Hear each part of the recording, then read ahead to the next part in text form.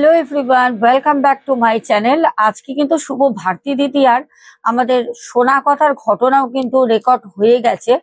আর তোমরা আগামীকাল পাবে ঠিক দুপুর 3টের সময়, কারণ আজকে দুপুরবেলা একটা কল আসে। সেই কলে এতটাই ব্যস্ত হয়ে পড়ি, তার এতটাই সমস্যার কারণে সবটা তোমাদের জানাবো, যার কারণে আজকে কিন্তু শোনা কথায় ঘটনা পোস্ট করতে পারিনি। আর বলে রাখি, গলাটা একটু ভেঙে ভেঙে গেছে, বুঝতেই পারছো। বাজি ফাটাচ্ছিল, সবাই একটু চিৎকার চেঁচামেচি করেছি। আজকে বাড়িতে অনেকেই এসছিল, যার কারণে গলাটা একটু ধরে আছে, তোমরা একটু বুঝে নিও। তাহলে চলো, বেশি কথা বলে সময় নষ্ট করব না। সবাইকে বলবো একটা করে লাইক করে দাও, যারা এখনো পর্যন্ত ভালোবেসে চ্যানেলটাকে সাবস্ক্রাইব করোনি তাড়াতাড়ি করে নাও। দেখতে দেখতে তো একটা একটা করে দুর্গাপুজো, লক্ষ্মী পুজো, কালী পুজো সবই কেটে গেল। আসছে বছরের অপেক্ষা। এখন শুধু বাকি রইলো জগদ্ধাত্রী পুজো। হ্যাঁ, জগদ্ধাত্রী পুজো চন্দননগর আমি আসছি অবশ্য। ওখানে আমার অনেক প্রিয় দিদি ভাই, বান্ধবী অনেকেই আছে। আশা রাখছি সবার সাথে দেখা করতে পারবো, দেখা করব। সবাই অধীর আগ্রহে আমাকে বলেও রেখেছেন। দিদিভাইয়ের সাথে আজকেও কথা হয়েছে। এর আগেও দিদিভাইকে তোমরা দেখেছো। তার বাড়িতে যাওয়ার তো খুব ইচ্ছা রাখি, তারপর সবই মায়ের ইচ্ছা। তো চলো এবার ঘটনায় ফিরি। আজকে যে ঘটনাটা ফিরবো, ঘটনাটা কিন্তু কোথাও গিয়ে আমাদের অনেকটা ভাবাবে, ভয়ও দেখাবে। আজকের ঘটনায় ভয়টা পাবো। আজকে তোমাদের একটা ভয়েস আমি এখানে দিচ্ছি, ভয়েসটা শোনো। কারণ ভয়েসটা দেওয়াটা খুব দরকার, কারণ অনেকেই ভাবো হয়তো যে আমি টিপস গুলো দিই, টিপস গুলো কি সত্যি ওয়ার্কিট, সত্যি কি কাজ করে। তা আমি যে টিপস গুলো সাথে দিই, সব টিপসই কিন্তু ঠিক মতো করতে পারলে কাজ করে। তারই একটা জলজান্ত প্রমাণ আমি একটি ভয়েস তুলে ধরলাম, শোনো। সোনা মা, দীপাবলি চলে গেল মা, এই অমাবস্যাটা চলে গেল। আমি এটা তো তোমাকে দিয়ে কাজ করাতে পারলাম না মা, কেন যে আমি টাকাটা জোগাড় করতে পারিনি। কিন্তু মা, মায়ের কি কৃপা মা, তোমার কি কৃপা। যেদিন থেকে তুমি আমার ঠাকুরের নামটা আমাকে 108 বার করে মায়ের নাম লিখতে বলেছো, আমি 2 দিন 3 দিন ধরে মাত্র লিখেছি। আজ আমি টাকা পেয়েছি মা। আমি পুরোটা পাইনি, কিন্তু যা পেয়েছি হয়তো আমার কাজ চলে যাবে তাতে এখন। আমার কাছে কেউ যদি এসে পৌঁছয়, তার যে কোনো প্রবলেমেই, সে কিন্তু কখনো খালি হাতে ফেরে না। হ্যাঁ, তবে সে যদি কাজটা ঠিক মতো করতে পারে, যে কোনো প্রবলেমে থাকো না কেন, যদি মনে করো আমাকে যোগাযোগ করবে আমার সাথে, তাহলে অবশ্যই স্ক্রিন এই সাইডে দেখো, আমি নাম্বারটা দিয়ে রাখলাম, এখানটা নাম্বারটা দিয়ে রাখছি। তোমরা ওই নাম্বারে অনলি হোয়াটসঅ্যাপ, কেউ কল করবে না। হোয়াটসঅ্যাপ করবে, প্রয়োজনে আমি কল করে নেবো। তো চলো এবার ঘটনাটা বলি। ঘটনাটা, যিনি আজকে আমাকে ফোন করেছিলেন, ওনার বাড়ি অ্যাকচুয়ালি অন্ধ্রপ্রদেশ। তো উনি অ্যাকচুয়ালি আমার যে এই অ্যাস্ট্রোলজিক্যাল জিনিসপত্র, যে মায়ের আশীর্বাদের বিষয়, উনি কিন্তু পুরোটা কিছুই জানতেন না। ওনাকে খুব কাছের এক ক্লোজ, শিলিগুড়িতে থাকে, ওনারই এক বান্ধবী সে জানায়। আর তার বান্ধবী, আমি এখানে নাম বলবো না, সে কিন্তু এখানে কমেন্ট করে। আর সে আমার কাছ থেকে একটা দুটো না, পর পর তাদের বাড়ির অনেকগুলো কাজ করিয়ে উপকৃত উপকৃত হয়েছে বলেই সে তার বান্ধবীকে বলেছে, যার বান্ধবী অন্ধ্রপ্রদেশ থেকে আজকে যোগাযোগ করে। এরকম বহু মানুষ যারা উপকৃত পান, উপকৃত যারা হন, তারা আবার একে অপরের সবার সাথে একটা যোগাযোগ করে তারা কিন্তু আমার কাছে আসেন। প্রতিবেশী, বন্ধু বান্ধব, জ্যাঠা, কাকা, শালা। সেরকমই আজকে যে দিদি ভাই প্রথমে ফোন করে খুব কাঁদেন। ঘটনাটা শোনো, এর মধ্যে কিন্তু রহস্য আছে, ভয় আছে, একটা মর্মান্তিক ঘটনা আছে সাথে। কিন্তু পুরোটাই তোমরা আহ বুঝতে পারবে যে ঘটনাটা কিন্তু কি। তো আমাকে দিদিভাই প্রথমেই ফোন করে খুব কাঁদেন, অঝরে কাঁদছেন। তা আমি দিদিভাইকে জিজ্ঞেস করলাম যে কাঁদবেন না, কারণ আমার কাছে যদি দিনে 25 জন কল করেন, তার মধ্যে 23 জন ফোন করে কাঁদে। তা আমি বললাম যে দেখো, আমি কাউকে আপনি আপনি বলতে পারি না, আমি তুমি বলেই বলছি। তখন সে বলল, হ্যাঁ মা, তুমি তুমি বলেই বলো। আর তুমি আমার থেকে বয়সে ছোট, কিন্তু আমি তোমাকে মা বলবো, কারণ বয়সে ছোট হলেও তুমি জগতের মা। তখন আমি বললাম, কি হয়েছে বলো। উনি আমাকে বললেন, আমার পাশের বাড়ির একজন মহিলা থাকেন, যার সাথে আমি বিয়ে হয়ে আসি প্রায় 21 বছর। 21 বছর ধরে আমি না ওনার কোনোদিন ক্ষতি করেছি, না আমি ওনাকে কোনো কুকথা বলেছি, না আমি ওনাদের বাড়ির কারোরকে ওনার নামে বদনাম করেছি। কিন্তু ওই মহিলা প্রথম যেদিন বিয়ে হয়ে শ্বশুর বাড়ি ঢুকি, সেই দিন থেকে আমাকে না অপছন্দ করে। উনি আমাকে মানে পছন্দই করেন না। তখন আমি বললাম, পছন্দ করে না, পাশের বাড়ির তোমার প্রতিবেশী, তাতে তোমার কি? তোমার শ্বশুর বাড়ির লোক তো তোমাকে পছন্দ করে। তখন সে বলল যে শ্বশুর বাড়ির লোকের কাছে ওই মহিলা প্রায় আসে, আর ওই মহিলা এমন কিছু বাড়িতে ব্ল্যাক ম্যাজিক করেন, যার কারণে উনি যাকে তাকে বশে করতে পারেন, উনি যাকে তাকে ক্ষতি করেন। এমনকি পাড়াতে অনেক বউ যাদের নতুন বিয়ে হয়েছে, এরকমও আছে, বিবাহিত, বিয়ের পর বাচ্চা এসছে, সেই বাচ্চা পর্যন্ত উনি কিন্তু নষ্ট করে দিয়েছেন। তো এই কথাগুলো আমাকে উনি বলেন যে মা, এখন আমি কি করব। আমি বললাম, তোমার সমস্যা কি? তখন বলল, আমি একদম লোয়ার পোর্শন থেকে হাঁটাচলা করতে পারি না। হেঁটে উনি ওঠা চলা মানে হাঁটা কিছু করতে পারেন না, কোনো কাজ করতে পারেন না। এমনকি উনি ওয়াশরুমে গেলে ওনাকে কাজের বউ আছে একটা, সে ধরে ধরে নিয়ে যায়। কাজের বউ না নিয়ে গেলে বা কাজের বউ কোনো কারণে না আসলে উনি বিছানার মধ্যেই সর্বস্ব জিনিস করেন, কারণ ওনার ক্ষমতার বাইরে। আর যে আমাকে এই কথাটা বলছে, তার তো এই প্রবলেমটা, তার প্রবলেম কিন্তু মানে বিয়ে হয়ে যখন 21 বছর আগে আসে তখন এই প্রবলেম ছিল না। ঠিক আছে, উনি আস্তে আস্তে আস্তে আস্তে একটা একটা করে প্রবলেমের মধ্যে পুরো ঢুকে যায়। বলছে, আমি যখন বিবাহিত মানে প্রথম রাত আমার ফুল শয্যার, সেদিন রাতে ওই মহিলা আমার ওই ফুল শয্যার খাটে আসে, এসে বসে। তো আমি যেহেতু তখন নতুন বউ, আমি নিজের চোখে আমি দেখলাম উনি আহ, আরো সবাই ছিল, পাড়ার মেয়েরা, বউরা, তারপরে জেঠিমা, কাকিমা, মানে যারা ছিল মহিলারা, সবাই গল্প করছি আর কি, হাসি ঠাট্টা যেটা হয়। ওই মহিলাকে আমি দেখলাম, উনি অত ভিড়ের মধ্যে এসে প্রথমে আমার সাথে কথা বললো, গাল ঠাল হাত দিল, মাথায় হাত দিল, দেখে বললো, বাহ, তোমার এটা কি অরিজিনাল চুল? একটা সাইড বিনুনি করা ছিল খোপা করে। তো আমি বললাম হ্যাঁ। উনি আমাকে বললো, বাহ, তোমার তো বেশ বড় চুল। কারণ যে দিদিভাই আমাকে ঘটনাটা বলেন, ওনার মাথায় মানে হাঁটুর নিচ পর্যন্ত চুল, মোটা বিনুনি হয়। তো খোপা করে বিনুনি করা মানে বুঝতে পারছো অনেকটা বড়, এতটা খোপা।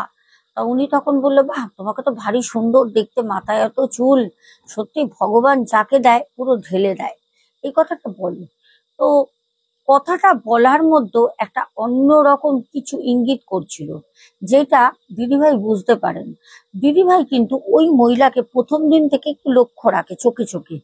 বলছে, মা, তুমি বিশ্বাস করবে না সোনা মা, ওই ফুলশয্যার খাটের কাছে দাঁড়িয়ে অত লোকের মাঝখানে উনি একটা ছোট্ট কাগজ, একটা পুড়িয়া ছিল কালো রঙের কাগজটা, ওখান থেকে কিছু একটা ছাই ধরনের বের করে হাতের মধ্যে না এরকম করে ডলছে। আর শীতকালে বিয়ে হয় তো, তা সবাই হয়তো বা হাত ডলছে, কেউ তাকালে জোরে ডলছে, নালে এরকম আস্তে আস্তে কিছু একটা ঘোরাচ্ছে, আর কিছু একটা বিজবিজ বিজবিজ করে কিছু মন্ত্র বলছে। বলার পর এবার ওনাকে আমি আর দেখতে পারলাম না, ওইটুকুনির পর কোথাও যেন মিশে গেল। তারপর কিছুক্ষণ পর আমি বুঝতে পারলাম যে উনি এসে খাটের মধ্যে বসলেন। খাটের মধ্যে বসা মাত্রই উনি আমার না হঠাৎ করে পিঠের মধ্যে হাত দেন। উনি খাটে কখন বসেছে আমি দেখিনি, ওই ভিড়ের মধ্যে হঠাৎ পিঠে হাত দিয়ে আমার এরম করে বলছে, যাক নতুন বউ, তুমি খুব ভালো ঘরেই পা দিয়েছো, বুঝেছো, তোমার বাবা মা দেখে ভালো ঘরেই বিয়ে দিয়েছে, এরা কিন্তু খুব ভালো, টাকা পয়সা কোনোদিন তোমার অভাব হবে না। অনেক চেষ্টা করেছিলাম জানো আমার মেয়েটার সাথে বিয়ে দেওয়ার, আমাকে ফুলশয্যার রাতে একটা বাড়ির পাশের প্রতিবেশী এই কথাগুলো বলছে। যেটা আমার শুনতে একদমই ভালো লাগছে না। বলছে অনেক চেষ্টা করেছিলাম আমার মেয়ের সাথে বিয়ে দেওয়ার, বুঝেছো? তোমার যে বর, সে বর কোনোদিন আমার মেয়েকে সেই চোখেই দেখেনি। আর কি বলবো বলো, যাকে কপালে না থাকলে তো আর হয় না। তোমারই এই এত বড় লোক, এত ভালো পরিবারে আসার ছিল কপালে, তাই তুমি চলে এসছো। ঠিক আছে, আসি বউ, হ্যাঁ, কালকে সকালবেলা তোমার সাথে কথা হবে, ভালো করে মজা করো। ঠিক এই কথাটা বলে, একদম ছোট লোক বস্তির মহিলারা যেরকম কথা বলে। তো উনিও নিশ্চয়ই ফুলশয্যা রাতে মজাই করেছেন। তা উনি বলে এরকম করে বেরিয়ে চলে যান। উনি যখন চলে যান তখন যে বাড়ির, আমাদের শ্বশুর বাড়ি যারা ছিলেন, তখন তারা আমাকে বললেন যে দেখো, উম একটা কথা বলি, এই যে মহিলা এতগুলো কথা বলে বেরিয়ে গেল, অকেশন্ত পাশাপাশি থাকে, না বললেও নয়। বলেছিলাম উনি কিন্তু খুব ব্ল্যাক ম্যাজিক এসব করে, একটু সাবধানে থাকবে, ওনাকে একটু এড়িয়ে থাকবে। আর ওনার কথায় কিছু কর্ণপাত করো না, যতটা চেষ্টা করবে ওনার সাথে না কথা বলার। আমি বললাম ঠিক আছে। তারপর যাই হোক সবাই চলে গেল। সকালবেলা উঠলাম, ফুলশয্যার ভোরবেলা উঠে আমি নিজে থেকে, শীতকাল, আমি ভাবলাম যে বাড়িতে যারা আছে সবার জন্য চা করি। শাশুড়ি মাকে গিয়ে বললাম, শাশুড়ি মা ঘুমাচ্ছেন। আমাকে উঠে শাশুড়ি মা বলছে কি হলো বৌমা, তুমি এত সকালে উঠেছো, কি হয়েছে, শরীর খারাপ? আমি বললাম না মা, আপনি এত ব্যস্ত হচ্ছেন কেন, আমি চা করবো। বলছে না না না না, কাজের বউ আসবে একটু পরে, তুমি চা করবে মানে? 6টার সময় বলা আছে, তোমার কি চা খুব প্রয়োজন এখন? সকালবেলা চা না খেলে কি তোমার কোনো অসুবিধা হয়? তাহলে আমি করে দিচ্ছি। আমি শাশুড়ি মাকে বললাম না মা, আমি নিজে চা করে সবাইকে খাওয়াবো। হ্যাঁ, কজন আছে মা একটুখানি আমাকে বলো না। তখন বললো আচ্ছা, তুমি নিজে থেকে চা করে সবাইকে খাওয়াবে। খুব খুশি হলেন শাশুড়ি মা। তা আমাকে গুনে বললেন 22 জন আছেন, 22টা তো কাপ হবে না, প্রায় 15-16টা কাপ আছে। আর তুমি শরবতের যে রসনা দেওয়া হয়েছিল, সেই দেখবে তুমি পেপার কাপ আছে, সেগুলোর মধ্যে তুমি চা দিতে পারো। বাড়ির লোককে ওগুলোতে দাও, আর যারা আমাদের আত্মীয় পরিজন আছে তাদেরকে কাপের মধ্যেই চা দিও, নালে আবার তারা কি বলবে। আমি বললাম আজ্ঞে মা, আমি সবাইকে চা করে খাবাই। সবাই মানে চা খেয়ে মুগ্ধ। বলছে বৌমার হাতে কি আছে, বৌমা তো স্বয়ং অন্নপূর্ণা, যেরকম রূপ সেরকম গুণ সেরকম চুল আর সেরকম হাতের রান্না। এই কথা বলে সব 22 জন যখন হল করে হো হো হাহা হচ্ছে, কোথা থেকে ওই মহিলা সকালবেলা হঠাৎ ব্রাশ করতে করতে হাজির। এই নতুন বউ, হ্যাঁ রাতে কিরকম মজা হলো, হঠাৎ ঢুকে এই কথা।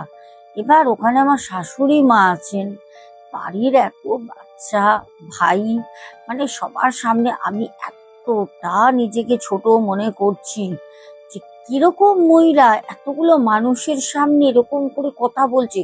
সবাই তো জানে ফুলশয্যায় কি হতে পারে, এটা কি আমার আত্মীয় পরিজনের কাছে চিৎকার চেঁচামেচি করে বলতে লাগবে? আমি লজ্জায় ওখানে না এতটা ছোট বোধ করি, আমি সোজা চলে যাই রান্নাঘরে। আমার শাশুড়ি মা আমাকে গিয়ে বলল, ওই মহিলার কথাবার্তাই ওরকম, শ্বশুর বাড়ি থেকে তাড়িয়ে দিয়েছে, বিতাড়িত, এখানে স্বামী নিয়ে সন্তান নিয়ে থাকে, শ্বশুর বাড়ির কেউ আসলে ঢুকতেও দেয় না।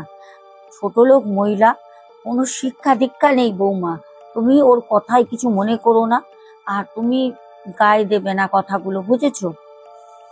আমার এতটা খারাপ লাগলো, মানে শাশুড়ি মা যে ওই কথাগুলো বলছে না তাতেও আমার লজ্জা লাগছে, এটা তো স্বাভাবিক। যাই হোক, ওই মহিলাকেও চা করে দেওয়া হলো, ওর মধ্যে করে দি চা।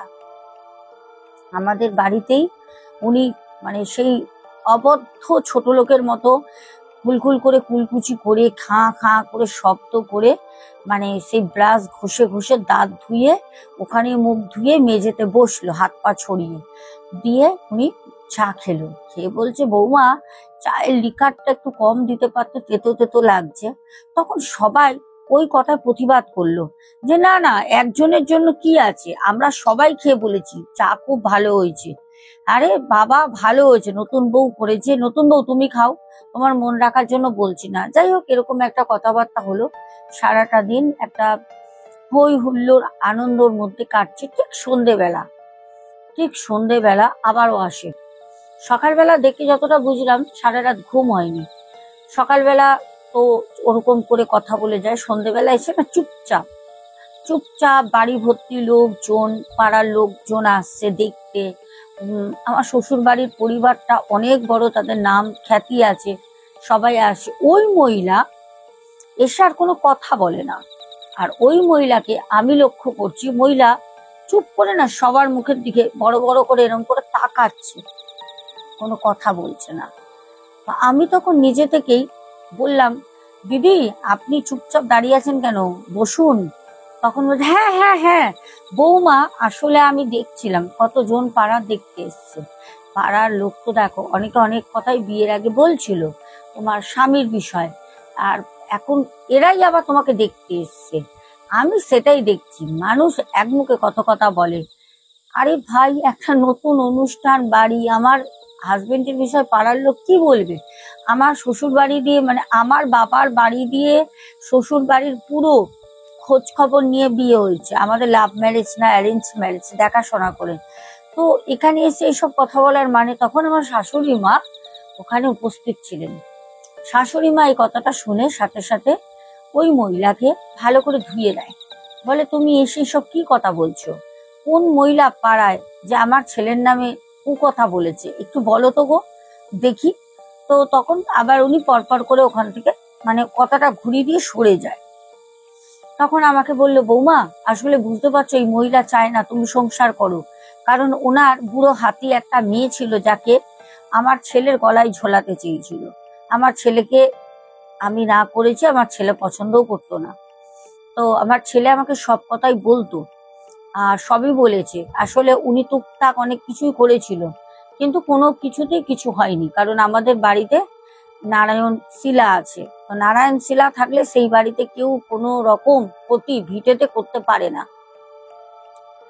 তো যাই হোক, এবার একটা বছর কোনো রকম ওই প্রতিবেশী, পরিবারের লোক, পাড়াপড়শি সবাইকে নিয়ে কাটতে থাকে। একটা বছর পর যখন আমাকে যে দিদিভাই ঘটনাটা বলেন, ওনার বাচ্চা আসে 1 বছর পর। যখন উনি কনসেপ্ট করলো, তখন ওই মহিলা 1 বছরের মধ্যে কোনো দিন মানে সেরকম ভাবে নেমন্তন্ন এইসব করেনি। যখন পেটে বাচ্চাটা আসে তখন নেমন্তন্ন করলো না। বাড়িতে উনি কালী পুজো করেছে, কালী পুজোর নেমন্তন্ন। তো শাশুড়ি মা বললো, পেটে বাচ্চা থাকলে কালী পুজোয় যেতে নেই, কালী ঠাকুর দেখতে নেই, আমরা সবাই জানি কালী মা দেখতে নেই। তো বললো, না আমার বৌমা যাবে না, আমার বৌমা এমনিতে ওর বাবার বাড়ি চলে যাবে। কারণ তখন 4 মাস ছেড়ে 5 মাস। দিদিভাই বলছেন, আমি আমার মায়ের বাড়ি চলে গেলাম। তো একটা মনের মধ্যে চিন্তা হতো, ওই মহিলা এরকম ভাবে হাত ধুয়ে পড়েছে কেন? ওনার তো আমি কোনো ক্ষতি করিনি, আমার সাথে কি আছে? আর চলে আসলাম, কি জানি আমার স্বামীকে কোনো রকম কিছু, মানে একটা মেয়ের মনে যেটা হয়, কেন এত কথা শোনার পর তো কোন রকম চিন্তায় থাকতাম। আমার স্বামী আমাকে আসতো, বোঝাতো, থাকতো, শাশুড়ি মা এসেও থাকতো। এরকম করে আস্তে আস্তে বাচ্চাটা হয়। বাচ্চাটা যখন হলো তখন 9 মাস 18 দিনে বাচ্চাটা হয়, 10 মাসও হয়নি। তো আমি তখন আমার মায়ের কাছে থাকি। আমার শাশুড়ি মা বললো, এত ছোট বাচ্চা নিয়ে তুমি এখন শ্বশুর বাড়িতে এসো না, কারণ ওই যে মহিলা আমাদের কিছু না করতে পারলেও যদি বাচ্চাটাকে দেখতে এসে কিছু করে, বাচ্চা তো ওর প্রতি কারোর কোনো রিস্ক নিতে চাইছে না, একটা ভয় আছে। তখন আমি বললাম, ঠিক আছে মা। আমি আমার বাচ্চা হওয়ার পর আতরটা কাটলো, আতরটা কাটে আমার 21 দিনে। আমার যা যা রিচুয়াল থাকে সেগুলো আমার শ্বশুর বাড়ি বাপের বাড়ি দিয়ে করার পর আমি মায়ের কাছে থাকি। বললাম আমার ছেলে হয়েছিল, ছেলে আমার 4 মাস 5 মাস করলে তখন আমি যাব, অনেকটাই হামা থামা দিতে পারবে তখন। তো শাশুড়ি মা ইচ্ছে না থাকলেও ওই মহিলার মুখ চেয়ে বললো, ঠিক আছে। এবার যখন আমি বাচ্চা নিয়ে রাতে ঘুমাতাম, আমি আমার বাবার বাড়িতে রয়েছি, বাচ্চা নিয়ে আমি খুবই তখন মানে চিন্তার মধ্যে থাকতাম, শ্বশুর বাড়ির চিন্তা করতাম, বাচ্চার চিন্তা করতাম। হঠাৎ একদিন রাতের বেলা আমার ঘরে কেউ নেই, আমার ঘরে আমি দেখছি খাটের উপর একজন মহিলা বসে রয়েছে, পরিষ্কার আমি দেখছি। সে কি বলবো, শাড়ি পরে রয়েছে, একটা সাদা অস্পষ্ট চেহারা, মানে পা দুটো এরকম করে তুলে, যেরকম আমরা বুঝতাকিরা দেবে মাঠে দৌড়ালে যেরকম ধরো আমরা খুব হাঁপিয়ে যাই, বা কোনো এক্সারসাইজ করার সময় পা দুটোকে দেখবে একটুখানি এরকম তুলে রাখি, একটা মাথায় যখন আমরা হেড টাচ করি, হ্যাঁ ঠিক ওরকম ভাবে পা দুটো করে উঁচু করে বসে রয়েছে, পুরো ফ্যাল ফ্যাল করে দরজার দিকে তাকিয়ে। মানে আমি আমার ছেলেকে নিয়ে সবে আমি ঘরে রাত্রে শোবো, ঢুকছি, খাটের উপর ওই মহিলাকে দেখছি বসে রয়েছে। আমি আমার যে ঘরের দরজার সামনে এসে আমি ও মা গো বলে আমি ছেলেকে জড়িয়ে নিয়ে মায়ের ঘরে ঢুকে যাই। পাশে মায়ের ঘর, বাবা মা তখন শোবে, বাবা বিছানা ঝাড়ছে। মা বলছে কি হলো রে, তুই ভয় পেয়েছিস নাকি, কি হলো? তখন আমি মাকে বলছি মা দেখো ওই ঘরে শুতে যাচ্ছিলাম, মায়ের ঘরে ছিলাম, অতক্ষণ টিভি দেখছিলাম, মা বাবা ছেলেকে নিয়ে খেলা করছিল, এবার শুতে যাব ছেলে আমি। তখন মা বলছে কাকে দেখেছিস? আমি বললাম মা এরকম এরকম দেখেছি। বাবা বললো চল তো, বাবার হাতে ঝাঁটাটা বাবা নিয়েছে। মা বাবা পাশ থেকে আমাকে নিয়ে ঢুকি, যখন ঢুকলাম না ঘরে কিছু তো নেই, আস্তে পচা মাছ, পচা নাড়ি ভুড়ি যেন মাছের পচে গেছে, আস্তে একটা দুর্গন্ধ ঘরে একদম জমাট বেঁধে রয়েছে। আমার মা বলল যে দাঁড়া একটা কাজ করি। আমার মা সাথে সাথে গঙ্গার জল আর ধূপকাঠি নিয়ে এসে ঘরে দেখিয়ে শঙ্খ বাজালো, বাজিয়ে বললো যা গিয়ে শো, কিছু হবে না। আমি বলছি মা আমার ভয় লাগছে। আমার ভয় মানে আমার সন্তানের ভয়, আমার ভয় না। আমাকে তখন মা বললো যা তোর সন্তানের কিছু হবে না, ভয় পাস না, যা কিচ্ছু হবে না। তোর সন্তান কি শুধু তোর সন্তান, আমার কি নাতি না রে, আমাদের শেষ বয়সের ঠিকানা তো ওই, যা গিয়ে শো। আমি কোনো রকমে ভয়ে ভয় শ্রীরামের নাম জপ করতে করতে আমার সন্তানকে নিয়ে রাতের বেলা শুই। ওরে বাবা সেই ঘুমিয়ে পড়ি আমি কখন জানি না, আমার সন্তানও ঘুমিয়ে পড়ে। ভোর যখন হয় 3:30 4:30 বাজে, আমার ছেলের কি কান্না, সে কান্না থামানোর মতো মানুষের কম পড়ে যাচ্ছে আমাদের, মানে পাড়ায় বাড়ির একদম বাড়িগুলো লাগানো তো গায়ে গায়ে, যতখানে বোন ছিল খুব ভালোবাসতো আমার ছেলেকে, গোপাল গোপাল বলতো, একদম গোপাল ঠাকুরের মতো ফর্সা, কোকড়ানো চুল, গোল মুখ, দেখতে গুদুস কাদুস একদম নাদুস নুদুস চেহারা। সবাই দূর দূরান্ত থেকে যারা খবর পেয়েছে ওই রাতে ওর কান্না শুনে ছুটে এসে বলছে দিদি কি হয়েছে, কাকিমা কি হয়েছে, জেঠিমা কি হয়েছে, বোন কি হয়েছে, সবাই এসে ওকে চুপ করানোর চেষ্টা। কিছুতেই ছেলে চুপ করে না, ওইটুকুনি ছেলে হেঁচকি তুলছে। সবাই বলছে তুমি ওকে দুধ খাওয়াও, ওকে তুমি মাতৃস্তন, হ্যাঁ তুমি ওকে বুকের দুধ দাও, দিলে পারে হয়তো ও চুপ করবে, ওকে ঘুম পাড়ানোর চেষ্টা করে, এটা তো ভালো না। সেই রাত্রে বেলা যখন 4:15 20 হবে, আমার মা দেখলো না ছেলের তো অবস্থা খুব খারাপ, কনস্ট্যান্ট কেঁদে যাচ্ছে। এত তো কাঁদলে ভালো না, বাচ্চারা কাঁদা ভালো, তা বলে এত কাঁদাও ভালো না। তখন আমার মা বলল তুই তাড়াতাড়ি শাড়ি পর, তুই শাড়ি পর। তখন পাশের বাড়ির এক কাকিমা ছিলেন বয়স্ক, আমার মায়ের বন্ধু আর কি, বান্ধবী, সে আমার মাকে বলল যে দেখ ফেলে রাখিস না, ফেলে রাখিস না, আমার মনে হয় কেউ দৃষ্টি দিয়েছে, ক্ষতি করেছে, কিছু নজর দোষ হয়েছে, তুই তাড়াতাড়ি ওকে নিয়ে, একজন মুসলিম ফকির বাবা থাকতো আমাদের ওখান থেকে অনেকটাই দূর, পায়ে হেঁটে গেলে প্রায় আধ ঘন্টার ওপর লাগে, হ্যাঁ কিন্তু কোনো গাড়িতে গেলে 10 মিনিটে চলে যাব। বললো তুই ওখানে নিয়ে যা, এখনই নিয়ে যা, রাতের বেলা গিয়ে ডাক, উনি উঠবেন, উনি অনেকের এরকম সাহায্য করে, তুই যা। সেই ওই ভোরবেলা 4:10 15 হবে, তখন ওই পাশের বাড়ির একজনের অটো ছিল, সেই অটো করে মানুষ সাহায্য করেছে ওই রাত্রে, মিথ্যা কথা বলবো না। ওই তান্ত্রিকের কাছে নিয়ে যাই, ফকির বাবা মুসলিম, উনি তখন বললেন যে সাথে সাথে ওর গলায় একটা কালো কার দিয়ে তাবিজ ছোট করে বেঁধে দিল, ওইটুকুনি বাচ্চা তো রাখতে চাইছে না, আরো মানে মানে বেজার ফিল করছে, মানে ওর বিরক্ত লাগছে, আরো কাঁদছে। তখন ওই মল্লি সাহেব বলল ও যতই কাঁদুক, যদি গলায় টানাটানি করে ওকে কোমরে পরিয়ে দিবি, এখন আমি গলায় পরিয়ে দিলাম। আর ওকে বাড়িতে, তোর বাড়িতে আমি, তুই যে ঘরে থাকবি তোর ঘরে খাটের উপর শুস। আমি বললাম হ্যাঁ। বলে 4 পায়ে, আমি 4টে কাগজ দিল উনি, কিছু একটা কাগজের মধ্যে বলে 4 পায়ে দিয়ে পায়াগুলো তুলবি, কাগজ দিবি, চেপে দিবি, এরকম করে 4টে পায়ে দিবি, দিয়ে ঘরে আমি একটা জিনিস দিলাম, সেই ঘরে এইটা মাটিতে পুঁতবি সকালবেলা, তুই করবি না, তোর বাবাকে বলবি, পুরুষ দিয়ে পোতাতে হবে, করবি, করার পর দেখ কোনো কিছু হয় নাকি। তখন আমার মা বললো যে ফকির বাবা অ্যাকচুয়ালি এটা কি হয়েছিল। আপনি বলুন। তখন বলছে যে এইটা ওর শ্বশুর বাড়ি থেকে কেউ ক্ষতি করেছে, পেট চালান করেছে। তখন আরো গ্রামের আমাদের লোক ছিল। তখন আমার মা বলছে, না না, ও শ্বশুর বাড়ি দিয়ে কেউ করবে না, আপনি কি বলছেন? তখন বলছে শ্বশুর বাড়ি দিয়ে না করলে শ্বশুর বাড়ির পাড়া থেকে করেছে। এই কথাটা যখন বলেছে তখন তো আমাদের কাছে পরিষ্কার, শ্বশুর বাড়ির পাড়া দিয়ে পেট চালান করেছে, ওই মহিলা করেছে। এইবার আমি তো যাই হোক 2-3 দিন পর সব ঠিক হয়ে গেছে।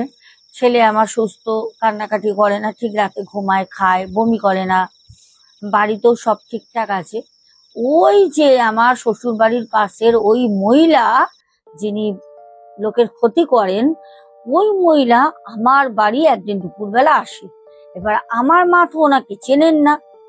এবার আমি পাশের ঘরে ছেলেকে নিয়ে ঘুমাচ্ছি, আগের দিন রাতে ছেলেটা জ্বর এসেছিল, সেরকম ঘুমায়নি। তা আমার দুপুরবেলা না প্রচন্ড চোখে ঘুম। তা আমি অনেকক্ষণ ধরে শুনছি মা কারোর সাথে কথা বলছে, কিন্তু ঘুমের ঘোরে আমি না উঠে আর আসছি না, মা কার সাথে না কার সাথে কথা বলছে।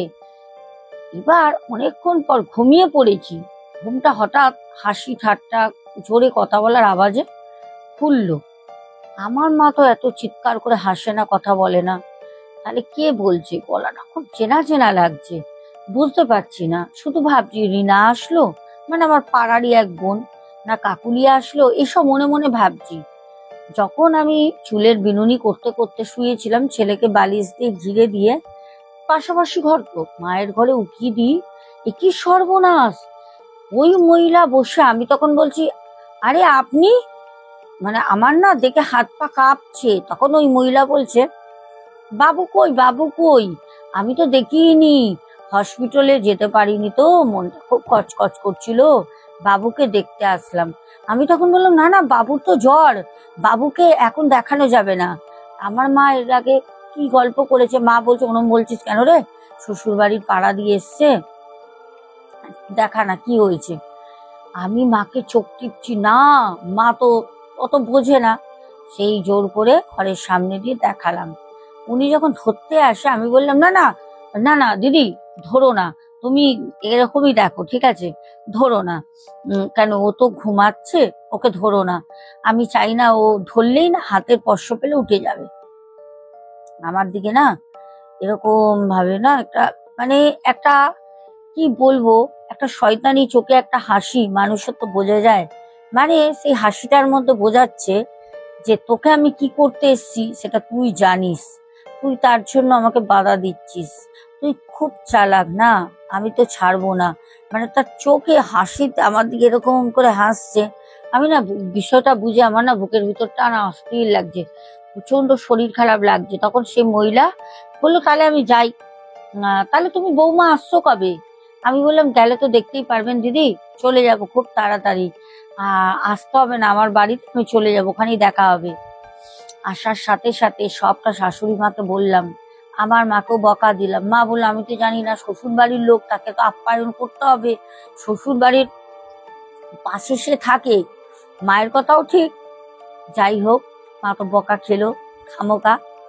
এইবার ঘটনাটা ঘটলো সেটা হচ্ছে, ঠিক যখন মহিলা চলে গেল, আমি আমার মাকে ফোন করে, আমি আমার শাশুড়ি মাকে অ্যাকচুয়ালি ফোন করে সব বললাম। শাশুড়ি মা বলছে, হে ভগবান, এতদিন আমার ছেলের মাথাটা খেলো, কত কথা বলে বউ এখানে থাকবে, এতদিন বাচ্চা হওয়ার পর বউ কেন ওখানে থাকবে, এখন তোমার ওখানে গেছে। সেই বাচ্চা আমি যখন নিয়ে আসি 2 মাস পর, আমি 6.5 মাসে আমার শ্বশুর বাড়ি পা দিলাম। সেই যে ঢুকলাম, আমার শ্বশুর বাড়িতে অশান্তি ঝামেলা, আমাকে নিয়ে যারা এত ভালো মানুষ, তারা ঝামেলা অশান্তি নানা ভাবে বাড়িতে, মানে অশান্তির পর অশান্তি শুরু হয়ে গেল। তখন আমি বললাম, মা ওই মহিলা এসেছিল, কিছু আবার করেছে। তখন আমার শাশুড়ি মা বুঝলো যে হ্যাঁ, এরকম হবে কেন, এরকম তো হবার না। তখন উনি আমাকে নিয়ে বললো, বৌমা, যেখানে তোমার বাড়ি, বাবার বাড়ি, ওখানে যেখানে বাবুর রাতে কান্নার সময় নিয়ে গেছিলে, ওখানে নিয়ে চলো। ওইখানে যখন নিয়ে আসলাম, তখন বললো যে হ্যাঁ, তোমাদের বাড়ির পাশেই কোনো মহিলা থাকে, যে তোমার বাড়িতে কোনো ক্ষতি করতে পারবে না, পারেনি, হাঁটা চলার রাস্তায় ক্ষতি করেছে। কিরম বদমাইশ মহিলা ভাবো, হাঁটা চলা বাইরে তো যেতে হয় বাচ্চা নিয়ে ডাক্তারের কাছে, কোনো সময় নিজের কোনো প্রয়োজনে হাঁটা চলা রাস্তায় ক্ষতি করে রেখে দিয়েছে। পাশাপাশি থাকে, সব জানে কখন বেরোবো কখন যাব কি হবে না হবে, সে যে কি অবস্থার মধ্যে কেটেছে। তবে এখন ওই মহিলা ওখানে নেই, কারণ ওই মহিলার মানে হঠাৎ করে বাড়িতেই কোনো একটা অ্যাক্সিডেন্ট হয়, পড়ে গিয়ে ওনার লোয়ার পোর্শনটা পুরো পড়ে গেছে। ওই যে বলে না, ধর্মের কল বাতাসে নড়ে, কথায় আছে তুমি যার সাথে যেরকম ক্রিয়া কর্ম করবে তোমাকেও ভোগ করতে হবে। ঠিক আছে, সময় কিন্তু ঘুরে ঠিক ছোঁয়া দেয়, সময় ঘুরে আসে। সে এখন না উঠতে পারে না চলতে পারে, এখন সে ভেলুরে গেছে চিকিৎসা করাতে, তবে ডক্টর বলে দিয়েছে আপনি আর উঠে দাঁড়াতে পারবেন না, আপনি আর জীবনে উঠে দাঁড়াতে পারবেন না, মানে ওই মহিলা আমাদের বাড়ি আর আসতে পারবে না। এখনো পর্যন্ত উনি নেই, বুঝতে পারছো? কর্ম, কর্ম, ওই জন্য বলি ভালো কর্ম করো, কর্মের ফল যদি ভালো করো না, সেই সময়ও আসবে তোমার ভালো, তুমি নিজেই বুঝতে পারবে চারিদিকে শুধু ভালোই ভালো, কারণ তুমি কর্ম করেছো ভালো। যদি তুমি পাপ কাজ করো, নোংরা কাজ করো, ক্ষতি করো, কাউকে মিথ্যে কথা বলে যদি তুমি তার পেছনে কোনো কাজ করে যাচ্ছ, সে না জানুক ঈশ্বর তোমার সব জানছে, ঈশ্বর কখনো তোমাকে ছেড়ে কথা বলবে না, কারণ সময় পরিবর্তন হয়, সবার সময় এক থাকে না। তো চলো এবার কমেন্টের নামগুলো বলে আজকের মতো ইতি টানবো। আর হ্যাঁ, কালকে কিন্তু আমাদের শোনা কথায় দুপুর 3টে ঘটনা আসছে। আমাদের প্রথম কমেন্ট করেছো আয়ান হালদার, সন্ধ্যা মণ্ডল, বং হিন্দু হেসেল, মৌমিতা দাস, সুনীল ভট্টাচার্য বলেছে আপনি একটা কাজ করতে পারেন, ঘন্টার 75% বলবেন, ঘটনার 75% বলবেন, আর বাকি 25% আপনি কমেন্টে জানতে চাইবেন আপনার শ্রোতাদের কাছে শেষ অবধি কি হতে পারে।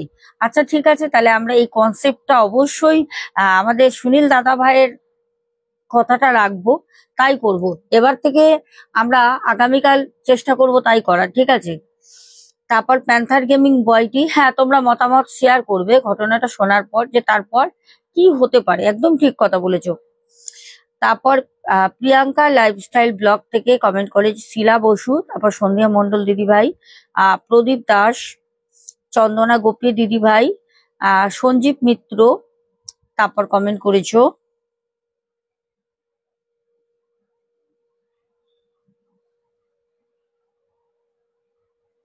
আচ্ছা আমাদের সঞ্জীব মিত্র কিছু একটা কমেন্ট করেছে যেটা আমি এখনই দেখলাম। জয় মা কালী ম্যাডাম, কালী পূজা ও কৌশিকী অমাবস্যা, এই দুই অমাবস্যা অন্য অমাবস্যার গুলোর থেকে আলাদা কেন? আচ্ছা, মানে সবাইকে সবকিছুতে সমাধান করা হয় কেন, এই নিয়ে ছোট ভিডিও করলে খুব ভালো লাগবে। অবশ্যই করব, অবশ্যই করব, আমি একটা স্ক্রিনশট তুলে রাখলাম, অবশ্যই করব, আর মাথায় থাকবে।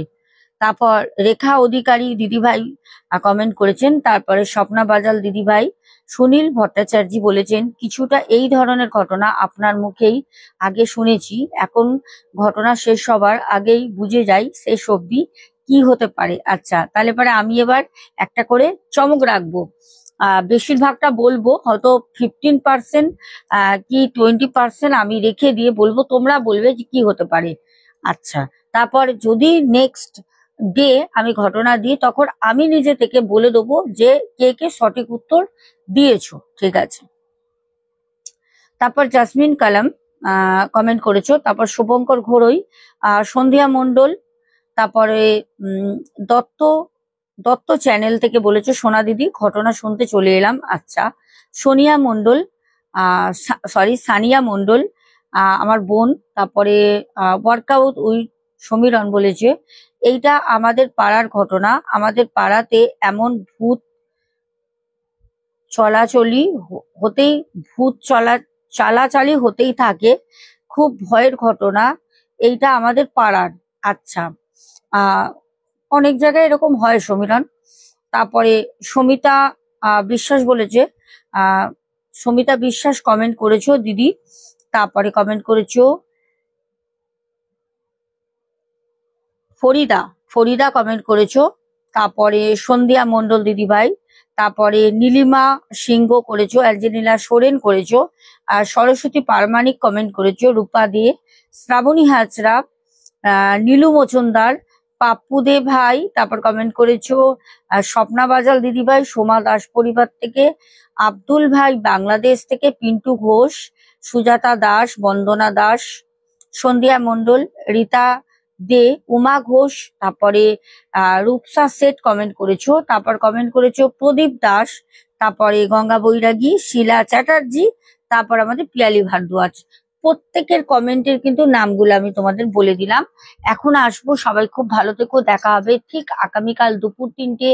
সবাই কিন্তু মাথায় রেখো, শোনা কথায় ঘটনা আসছে, যারা চ্যানেলকে সাবস্ক্রাইব করনি অবশ্যই করে নিও। এখনের মতো আসি, লাভ ইউ টু, সবাই খুব ভালো থেকো, টাটা, গুড নাইট।